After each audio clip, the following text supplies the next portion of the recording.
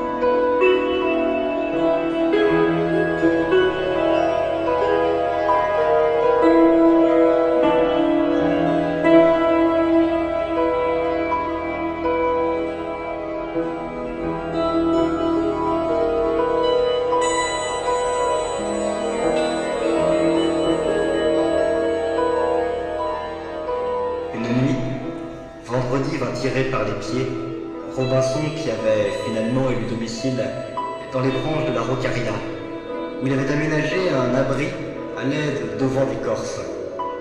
Une tourmente s'était levée, apportant dans son souffle un orage de chaleur qui chargeait l'air d'électricité, sans promettre la pluie. Lancée comme un disque, la pleine lune traversait le lambeau de nuages blêmes. Vendredi entraîna Robinson vers la silhouette squelettique du cyprès mort. Bien avant d'arriver en haut de l'arbre, Robinson crut entendre un concert céleste où se mêlaient des flûtes et des violons. Ce n'était pas une mélodie dont les notes successives entraînent le cœur dans leur ronde et lui impriment l'élan qui est en elle. C'était une note unique, mais riche d'harmoniques infinies, qui refermait sur l'âme une emprise définitive. Un accord formé de composants innombrables, dont la puissance soutenue avait quelque chose de fatal et d'implacable, qui fascinait.